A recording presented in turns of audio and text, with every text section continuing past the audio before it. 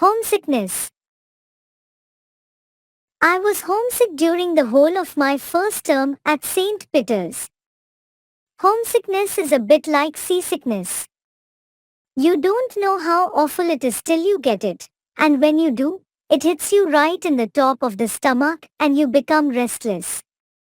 The only comfort is that both homesickness and seasickness are instantly curable.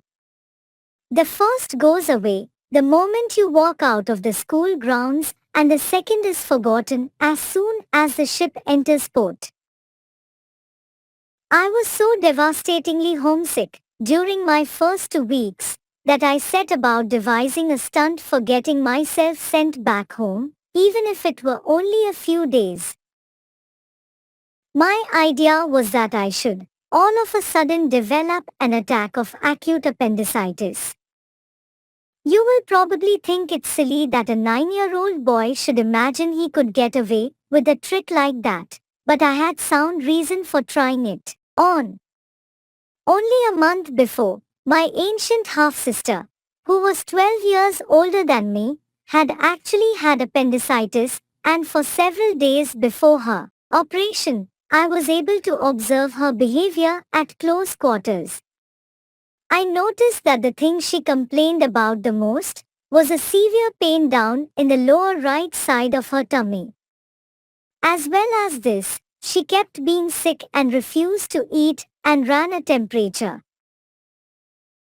You might, by the way, be interested to know that this sister had her appendix removed not in a fine hospital operating room full of bright lights and gowned nurses, but on our own nursery table at home by the local doctor and his anesthetist.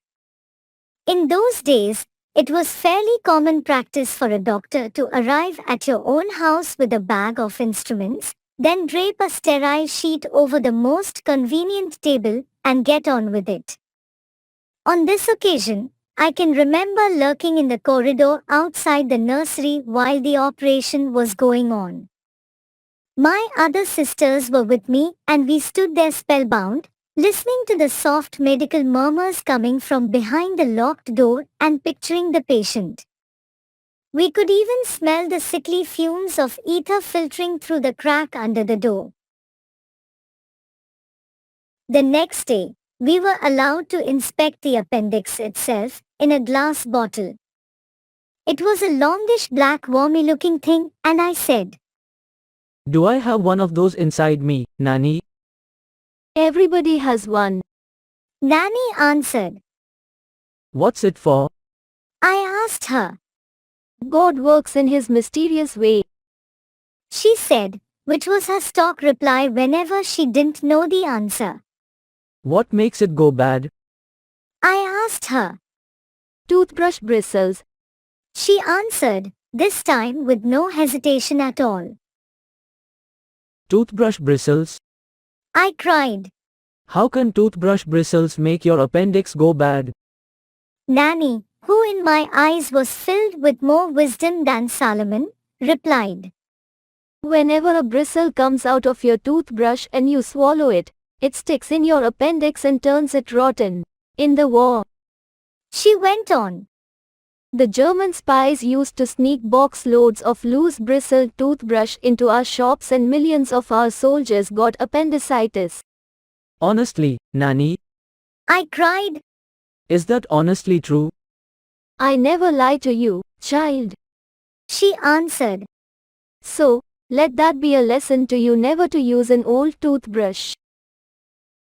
For years after that, I used to get nervous whenever I found a toothbrush bristle on my tongue.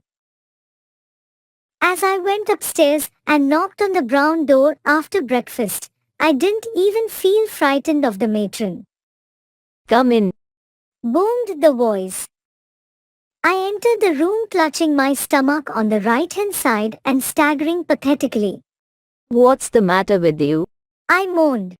Oh, it hurts so much. Just here. You've been overeating. She barked.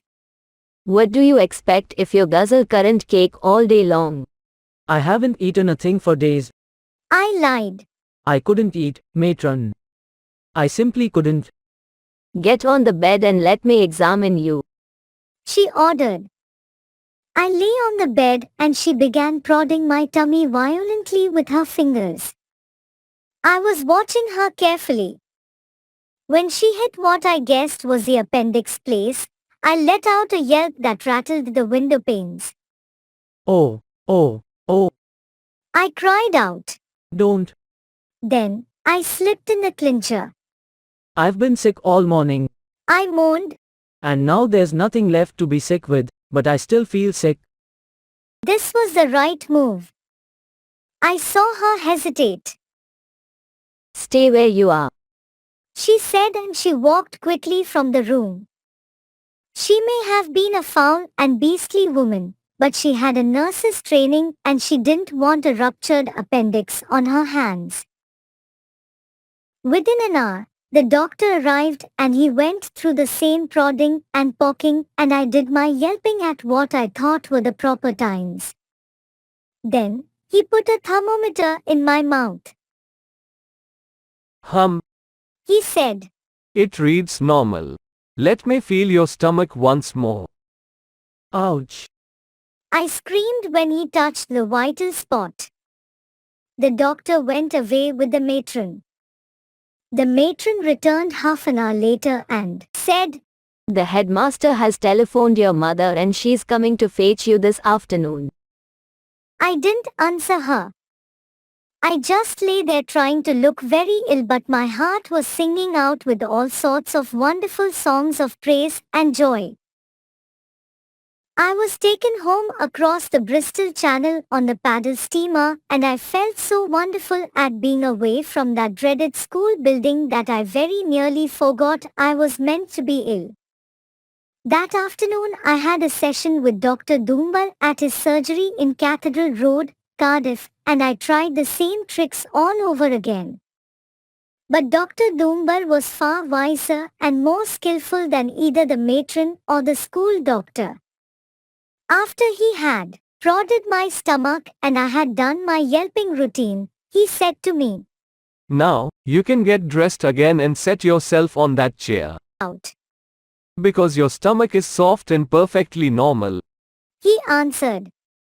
If you had an inflammation down there, the stomach would have been hard and rigid. It's quite easy to tell.